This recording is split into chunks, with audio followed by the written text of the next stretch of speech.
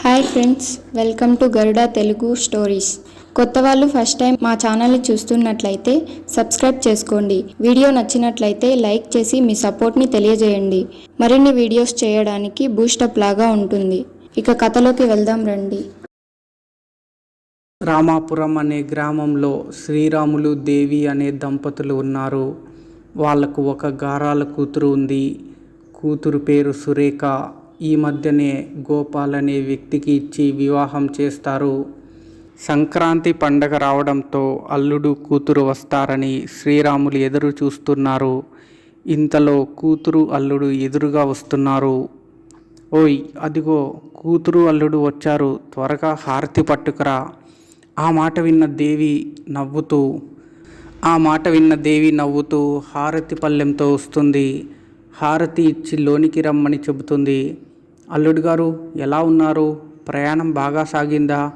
మీ కూతురుతో ప్రయాణం ఎలా ఉంటుందో మీకు తెలీదా మామయ్య? ఈయన ఎప్పుడూ ఇంతే నాన్న. అమ్మ చూడమ్మా మీ అల్లుడు గారు. అలా అలిగి వెళ్తున్న సురేఖను చూసి మామ అల్లుడు నవ్వుకుంటారు. ఒక భయంకరమైన దెయ్యం అటక మీద కూర్చొని బయట వాళ్ళ నవ్వు వింటుంది. తెల్లవారితే పండగ రోజు కాబట్టి తల్లి కూతురు ఇల్లు శుభ్రం చేస్తూ ఉంటారు. అలాగే మామ అల్లుళ్ళు భోగి మంట కోసం కర్రలు సిద్ధం చేస్తారు. కొత్త కాపురం ఎలా ఉంది తల్లి? ఇద్దరూ పనులు చేస్తూ మాట్లాడుకుంటారు. మీ అల్లుడికేంటి బంగారం? ఆ మాట విన్న దయ్యం అటక మీద ఉన్న కొన్ని సామాన్లు కిందకు తోస్తుంది. ఇద్దరూ ఉలిక్కి పడతారు. ఏంటి అని కూతురు అనుమానంతో చూస్తుంది. ఇంతలో దేవి అటక మీద ఎలుకలు ఎక్కువ ఉన్నాయి అంటుంది. ఎలుకలే కదా అని సురేఖ పెద్దగా పట్టించుకోదు. దేవి సురేఖలు ఎక్కువ పనులు చేయడంతో అలసిపోతారు. త్వరగా నిద్రపోమని, పొద్దున్న భోగి స్నానానికి తెల్లవారుజామున లేవాలని శ్రీరాములు చెప్తాడు. అందరూ నిద్రపోయాక గోపాల్కి మెలకువ వస్తుంది. నిద్ర రాకపోవడంతో నిలబడి కిటికీలో నుండి బయటకు చూస్తాడు. మంచి వెన్నెల, అలాగే శీతాకాలం కావడంతో మంచు కురుస్తోంది. ఏమైనా పల్లెటూరే అని అనుకుంటూ అటువైపుగా ఉన్న బావి వైపు చూడగా అక్కడ ఒక భయంకరమైన ఆకారం బావిలో నుండి నీటిని చేది తల మీద పోసుకుంటూ ఉంటుంది. గోపాల్ కళ్ళు పెద్దవి చేసి చూడగా ఒక్కసారిగా ఆకారం తలను తిప్పి గోపాలం వైపు చూసి విచిత్రంగా నవ్వుతుంది. అది చూసిన గోపాల్ భయంతో కిటికీని మూసేసి వెంటనే వెళ్ళి దుప్పటి కప్పుకొని నిద్రపోతాడు. సూర్యోదయం కాగానే అందరూ పండగ వాతావరణంలో ఉంటారు. బయట అందరూ భోగి మంటలతో ముగ్గులతో మొత్తం కలకల్లాడుతుంటుంది. అందరూ పండగ వాతావరణంలో ఉంటే గోపాల్ మాత్రం రాత్రి జరిగిన దాని గురించి ఆలోచిస్తూ ఉంటాడు. ఇంతలో తన మామయ్య వచ్చి, ఏంటి అల్లుడు గారు అక్కడ కూర్చున్నారు? పద భోగి మంటలు కాచుకుందాం. మామయ్య, మీరు దయ్యాలు భూతాలు నమ్ముతారా అని అడిగాడు. ఏంటి అల్లుడు గారు, నాకు తెలియకుండా రాత్రి మందు వేశారా? ఏం జరిగిందో చెప్పబోతుంటే ఇంతలో, లేకపోతే ఈ రోజుల్లో కూడా దయ్యాలు భూతాలా? సరే కానీ సంతకు వెళ్దాం, రెడీ అవ్వండి. ఆ మాటలు విన్న గోపాల్ రాత్రి జరిగిందంతా తన భ్రమే అని మామయ్యతో కలిసి సంతకు బయలుదేరాడు. సురేఖ స్నానం చేసి తన కొత్త చీర కట్టుకొని మురిసిపోతూ ఉంటుంది. ఇంతలో తన పెళ్లి ఉంగరం జారి మంచం కింద పడుతుంది. అయ్యో, నా ఉంగరం పడిపోయింది అని కూర్చొని మంచం కింద చేయి పెడుతుంది. మంచం కింద ఉన్న దెయ్యం ఆ ఉంగరాన్ని తన వేలికి పెట్టుకుంటుంది. సురేఖ, ఉంగరం దొరికిందా లేదా? ఆ మాట విన్న సురేఖ మంచం కిందకు చూడగా అయ్యో దెయ్యం అని గట్టిగా అరుస్తుంది. కానీ విచిత్రంగా సురేఖ కేకలు బయట ఉన్న తల్లికి వినబడవు. సురేఖ ఎంత ప్రయత్నించినా అడుగు కూడా వేయలేకపోతుంది. ఇంతలో ఆ దయ్యం సురేఖ దగ్గరకు వచ్చి, పండక్కి వచ్చారా? నేను కూడా పండక్కి వచ్చాను. సురేఖ చేతికి ఉంగరం పెట్టి మాయమవుతుంది. ఇంతలో సురేఖ జరిగింది తల్లికి చెప్పడం ఇష్టం లేక ఏమీ జరగనట్టు తన పని చేసుకుంటుంది. అల్లుడు, దేని గురించి ఆలోచిస్తున్నావు? ఏమైంది? అల్లుడు జరిగింది చెబితే మామయ్య నమ్ముతాడో లేదో అని ఇలా అంటాడు. మామయ్య, ఈరోజు తెల్లవారుజామున మన బావి దగ్గర ఏదో ఆకారాన్ని చూశాను. దయ్యంలా ఉంది మామయ్య. అల్లుడు మాటలు విన్న మామయ్య ఈ విధంగా అంటాడు. అయ్యో అదా, ఈరోజు పండగ కదా, గుడిలో వేషాలు వేస్తారు. కథల కోసం. వాళ్ళే ఎవరో మన బావి దగ్గరకు వచ్చి ఉంటారు. మామయ్య మాటలకు ధైర్యం తెచ్చుకొని సరదాగా కబుర్లు చెప్పుకుంటూ వెళ్తాడు. ఏమిటి సురేఖ, సంతకు వెళ్ళిన వాళ్ళు ఇంత చీకటి పడినా ఇంకా ఇంటికి రాలేదు? అదే చూస్తున్నా అమ్మ వాళ్ళు వచ్చేస్తున్నారు. ఇద్దరు నవ్వుకుంటూ వస్తారు. వెనక దయ్యం అప్పుడు కనపడదు. ఏంటండి, సంత మొత్తం కొన్నారా అంటూ చేతిలోకి బ్యాగ్ తీసుకుంటుంది. వంటగదిలోకి వెళ్ళి సంచిలో ఉన్న కూరగాయలు సర్దుతూ ఉంటే దాంట్లో దయ్యం తల మాత్రమే నవ్వుతూ కనబడుతుంది. అయ్యో దయ్యం అంటూ అరుస్తుంది. అరుపులు విని అందరూ వచ్చి చూడగా కూరగాయలు కింద పడి ఉంటాయి. విషయం తెలుసుకున్న శ్రీరాములకి ఏమీ అర్థం కాదు.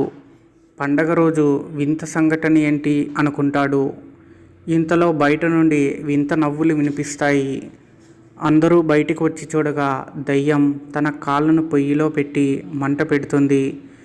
మొదటిసారి అందరూ కలిసి దయ్యాన్ని చూడగానే వణికిపోతారు. దయ్యాన్ని చూశాక అందరి ఆశలు శూన్యమైపోతాయి. అది గమనించిన దయ్యం లేచి కాలుతున్న కాళ్ళతో వాళ్ళ వైపు రావడంతో లోనికి వెళ్ళి తలుపు ముయ్యాలి అనుకుంటే ఇంతలో దయ్యం ముందుకు వచ్చి నిలబడుతుంది.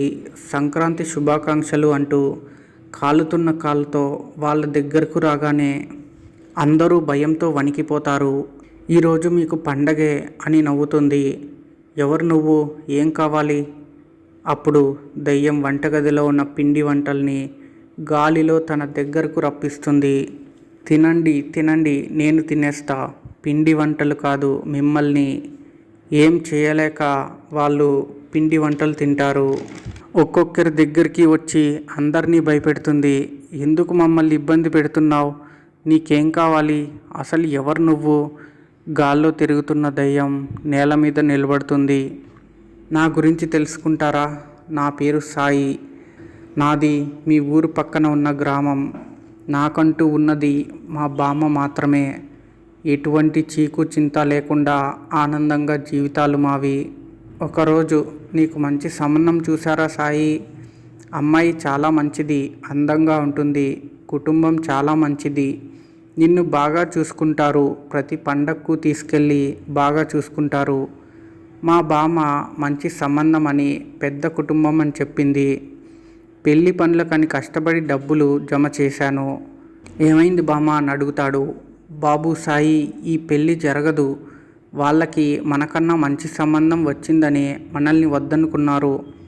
అదేంటి బామ్మ, మనం పెళ్ళి అని సిద్ధం చేసుకున్నాం కదా, ఇప్పుడేంటి ఇలా జరిగింది? అదే నాకు బాధగా ఉందిరా. నాకు మా బామ్మ తప్ప ఎవరూ లేరు.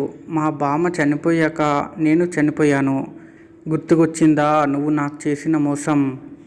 నీ వల్లేగా మా బామ్మ చనిపోయింది అంటూ మెడ పట్టుకుంటాడు. అర్థం కాని అయోమయ మొహాలతో చూస్తారు.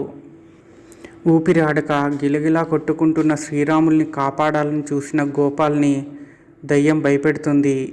ఏయ్, అసలు ఎందుకు అలా చేశావు చెప్పు అని శ్రీరాముల్ని దూరంగా విసిరేస్తాడు. కింద పడ్డ శ్రీరాముల దగ్గరకు కూతురు, అల్లుడు, భార్య వస్తారు. కోపంతో ఉన్న దయ్యాన్ని చూస్తూ అందరూ భయంతో వదిలేయమని మోకాళ్ళ మీద కూర్చుంటారు. అప్పుడు నీతో సంబంధం అనుకున్న మాట నిజమే, కానీ ఇంట్లో నేను చెప్పలేదు. నీకన్నా గోపాలం సంబంధం గొప్పదని నా కూతుర్ని ఇచ్చి పెళ్లి చేశాను. నేను చేసింది తప్పే, మీ బామ్మను అనుమానించకుండా ఉండాల్సింది. నేను చేసింది తప్పే, మీ బామ్మను అవమానించకుండా ఉండాల్సింది. నన్ను క్షమించు. అయితే వీడు నాకన్నా గొప్పనా? అయితే ముందు వీడి సంగతి చూడాలి. దయ్యం గోపాల్ను పైకి లేపి గిరగిరా తిప్పుతాడు.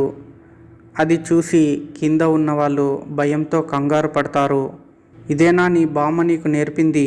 దయచేసి మా అల్లుడిని వదిలేయి, మా కుటుంబాన్ని క్షమించు. నా అనుకున్న వాళ్ళు దూరం అయితే ఆ బాధ నాకు తెలుసు. ఎన్నో కలలు కన్నాను, నా జీవితం నాశనం చేశావు. ఇప్పుడు నేను వెళ్ళిపోతా, కానీ ప్రతి పండక్కి నేను వస్తా, నీకు చుక్కలు చూపిస్తా. అలా శబ్దం చేసి ఆత్మ అక్కడి నుండి వెళ్ళిపోతుంది. అలా కొన్ని నెలలు గడిచాయి. దేవి తన భర్త దగ్గరకు వెళ్ళి ఏమండి అంటూ శ్రీరాముల్ని లేపుతుంది. శ్రీరాములు బద్ధకంగా లేచి ఏంటి నీ గోల అంటాడు. ఈరోజు ఉగాది పండగ. పండగ అన్న మాట విన్నాక శ్రీరాములు కంగు తింటాడు. ఎందుకంటే పండగకు అల్లుడితో పాటు ఇంకా ఎవరు వస్తారో తెలుసు కాబట్టి. ఫ్రెండ్స్, ఈ స్టోరీ ఎలా ఉందో కామెంట్లో తెలియజేయండి. ఈ వీడియో మీకు నచ్చినట్లయితే లైక్ చేయండి, కామెంట్ చేయండి, మా ఛానల్ని సబ్స్క్రైబ్ చేసుకోండి. ఇంకో వీడియోతో మళ్ళీ కలుద్దాం.